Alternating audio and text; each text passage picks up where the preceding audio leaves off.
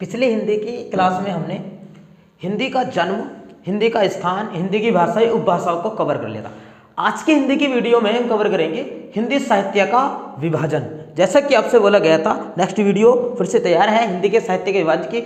इसके अनुसार हिंदी के विद्वानों ने हिंदी को 4 भागों में बांटा है। ये 4 भाग कौन कौन से, उनको विस्तार से पढ़ेंगे। उनके सारे कौन कौन से लेखक हुए, किसकी क्या रचना है, उनको पढ़ेंगे। सबसे पहला जो इसमें काल रहा वो, जैसे हमने पढ़ लिया था कि हिंदी की उत्पत्ति जो हुई वो अपभ्रंश से हुई और 1000 ईस्वी से लेकर अब तक हिंदी का इतिहास माना गया है। उस वहीं से हम पढ़ रहे हैं, उसको तब से अब तक का काल हमने विभाजन किया है। इसमें सबसे पहले 1000 ईस्वी से लेकर वर्ष 1350 ईस्वी तक का जो काल है उस काल को कहा गया आदिकाल। आदिकाल, इस काल को कहा गया। और आदिकाल का ये इधर उपनाम भी लेकर के चलेंगे, एक सवाल इसमें से एग्जामिनर पूछता है। आदिकाल को आचार्य रामचंद्र शुक्ल जी ने कहा, आदिकाल को वीर गाथा काल क्यों कहा, इस बात को समझिएगा। क्योंकि ये समय भारत में वो समय था जिस समय में भारत में महमूद गजनवी ने आक्रमण किया। इस समय में, ये समय में भारत पर मोहम्मद गोरी ने आक्रमण किया। इसी समय पर भारत पर आक्रमण किया तैमूर लंग ने, भारत पर आक्रमण किया चंगेज खान ने इल्तुतमिश के समय में, तैमूर लंग ने नासिरुद्दीन के समय में किया, मोहम्मद गोरी ने आक्रमण किया, भारत में इस्लामी साम्राज्य की स्थापना कर दी। ये और मंगोलों के जो आक्रमण हुए वो भी इसी समय में हुए थे, अलाउद्दीन खिलजी के समय में।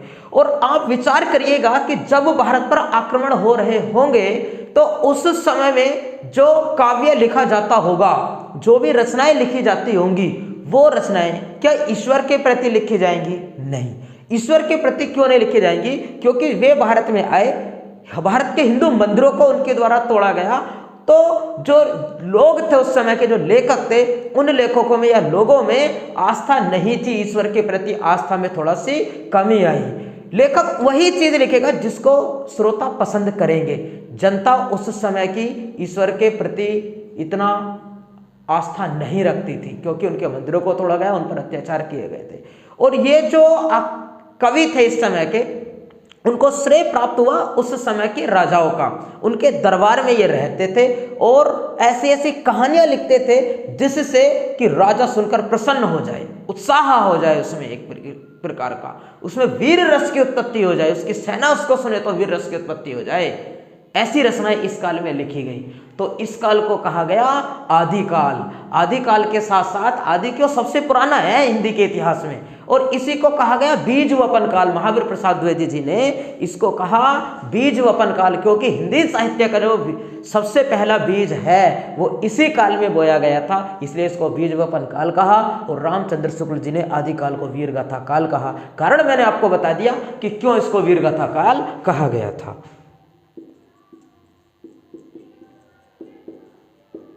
वीरगाथा काल हो गया। उसके बाद आगे बढ़ते हैं। 1350 ईस्वी से लेकर 1650 ईस्वी तक का जो काल रहा, इस काल को कहा गया मध्यकाल। बात को समझिएगा। पहले हमने 4 प्रकारों में उसको बांटा है, और ये पहला प्रकार ये तो हो गया कैसा, ये पुराना काल, ये हो गया आधुनिक काल। और इसके जो मध्य वाला बचा, उस मध्य को हमने 2 भागों में बांट दिया। मध्य को 2 भागों में हमने बांट दिया। पहले वाला कहलाया पूर्व मध्य काल और बाद का कहलाया उत्तर मध्य काल। क्यों? अब उस बात को समझते हैं कि ऐसा क्यों हुआ। पूर्व मध्य काल, पूर्व मध्य काल को कहा गया भक्ति काल। पूर्व मध्य काल को क्या कहा गया? भक्ति काल। पहले तो पूर्व मध्य काल, इसको कहा गया भक्ति काल।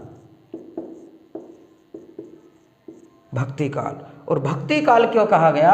क्योंकि इस समय में जो व्यक्ति आए उन्होंने अब ऐसी रचनाएं प्रारंभ की जिसमें कुछ ईश्वर की आराधना हो, चाहे वो साकार ईश्वर के रूप में हो, चाहे वो निराकार ईश्वर के रूप में हो। साकार मतलब जैसे भगवान राम, जैसे भगवान कृष्ण पर कुछ रचनाएं, चाहे वो साकार रूप में हो। निराकार ईश्वर जैसे कबीरदास जी, वो ज्ञान की बातें करते थे, वो इस काल के। तो इसको कहा गया पूर्व मध्यकाल। इसके बाद जो आता है उत्तर मध्यकाल।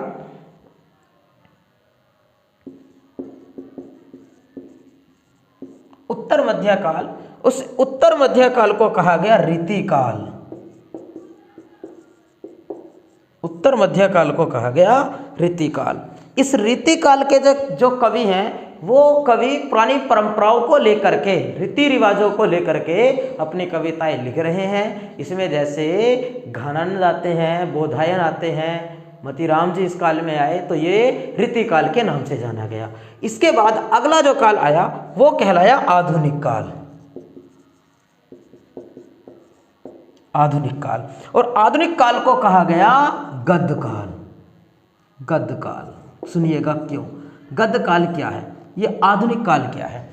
अब इसके पश्चात इस समय की जो रचनाएं थी वो सारी रचनाएं ऐसी थी जो पद्य में लिखी जाती थी, जिनको गाकर पढ़ा जाता था, जिनके बोलने में एक लय होती थी, एक गति होती थी। लेकिन जो रामचंद्र शुक्ल जी आए, रामचंद्र शुक्ल जी या फिर जयशंकर प्रसाद जी आए, तो उन लोगों ने जो अपनी रचनाएं लिखनी प्रारंभ की बाद में, वो रचनाएं ऐसी थी जो गद्य में लिखी जाती थी। इसमें कुछ कवि ऐसे थे जो गद्य पद्य दोनों में लिखते थे, लेकिन कुछ कवि बाद में ऐसे होने लग गए केवल गद्य में लिखते थे। उसको कहा गया आधुनिक काल, गद्य पद्य दोनों वाला क्षेत्र का। इसमें यहाँ अगर हम देखें इनके रचनाओं को अगर देखें, इनकी रचनाओं को देखें, तो ये जो कविताएं अगर हम जब पढ़ते हैं आज के लेखकों की, सुमित्रा नंदन पंत की, जयशंकर प्रसाद जी की, या फिर और व्यक्तियों की हम कविताओं को पढ़ते हैं, तो उनमें एक अलग तरीका दिखाई पड़ता है, उनमें एक अलग तरीका। इसको गद्य काल, इसको भी आगे बांटा गया है 5 कालों में, कुछ जगह 6 कालों में भी दिए गए हैं इस आधुनिक काल के, उसको डिटेल से पढ़ेंगे। अब हम सबसे पहले पढ़ते हैं कि जो आदिकाल है, इस आदिकाल में कौन कौन से कवि हुए हैं, आदिकाल के कवियों की कौन कौन सी रचनाएं हैं, इनको पढ़ते हैं। कवि एवं उनकी रचनाएं। सबसे पहले कवि का नाम लिखा गया है अब्दुल रहमान। अब्दुल रहमान, ये सारे आदिकाल के कवि। एग्जामिनर आपसे पूछेगा इनमें से कौन सा कवि आदिकाल का कवि नहीं है, 4 ऑप्शन देगा, एक ऑप्शन अलग से हटा करके लगा, इसलिए इनको पढ़ना है। इनकी रचनाएं भी पूछेगा कि इनमें से कौन सी रचना आदिकाल की रचना नहीं है। सबसे पहले लिखा है कवि का नाम अब्दुल रहमान, और अब्दुल रहमान की प्रमुख रचना है संदेश रासक।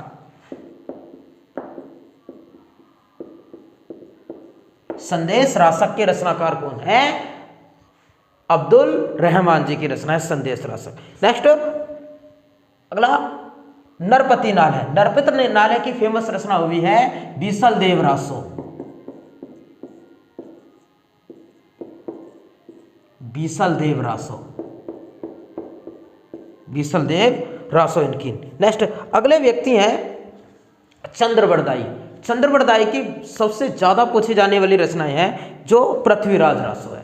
पृथ्वीराज रासो, इस पर एग्जामिनर पूछता है कि पृथ्वीराज रासो की रचनाकार कौन है? चंद्रवरदाई।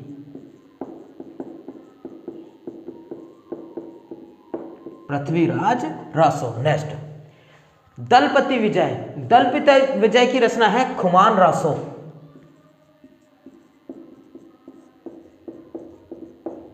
खुमान रासो के रचनाकार कौन है? दलपति विजय। और जगनिक, जगनिक की रचना है परमाल रासो। इसको भी बहुत एग्जामिनर पूछता है। नेक्स्ट विद्यापति। विद्यापति की रचनाएं हैं कीर्ति पताका,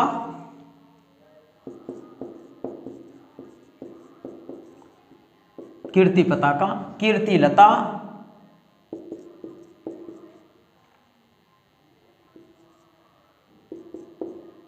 व पदावली। इन पर भी एग्जाम में पूछता है कि विद्यापति को क्या कहा जाता है? मैथिल कोकिल।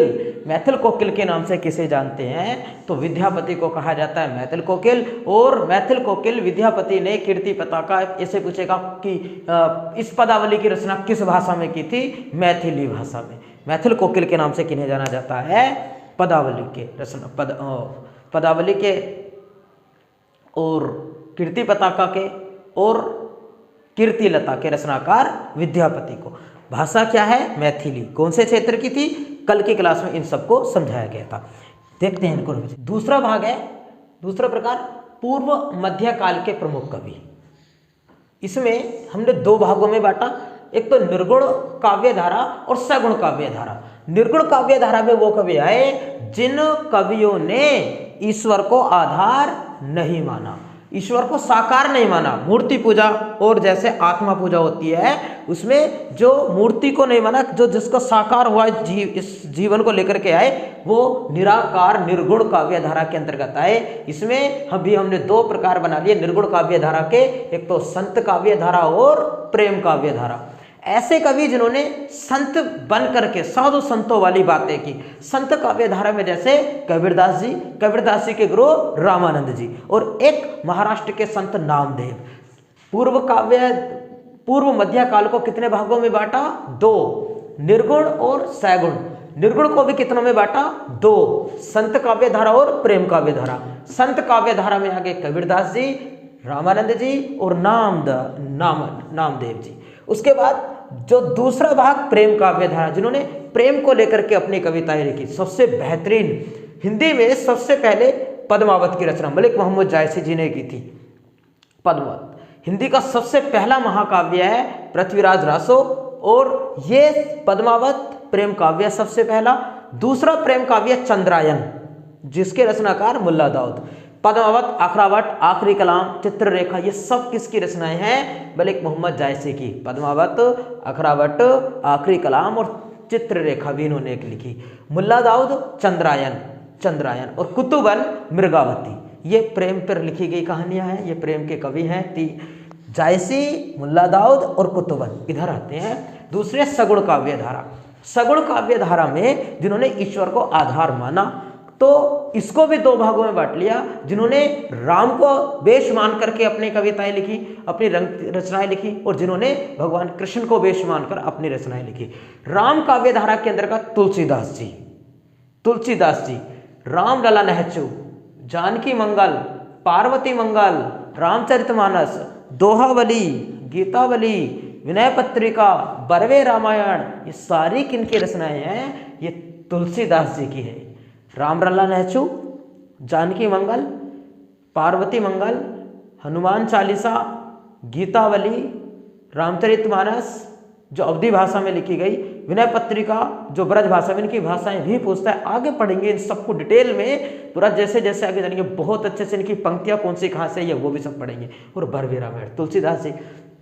नाभादास जी बहुत पूछता है कि भक्तमाल के रचनाकार कौन है? नाभादास। और भक्तमाल के रचनाकार नाभादास किस काव्य धारा के कवि हैं? सगुण राम काव्य धारा। राम काव्य धारा किस काव्य धारा में आती है? सगुण काव्य धारा। और सगुण काव्य धारा किस काल में आती है? पूर्व मध्य काल में आती है। उसके बाद कृष्ण काव्य धारा के कवि हैं सूरदास जी। सूरदास जी की रचना है सूरसागर साहित्य लहरी। ये सूरदास जी की रचना है। रसखान, इसमें आते हैं प्रेम वाटिका के रचनाकार रसखान। नरसिंह जी का मायरा मीराबाई की रचना है। मेरे तो गिरधर गोपाल दूसरों ने कोई, और जाके सर मोर मुकुट मोरो पति सोई।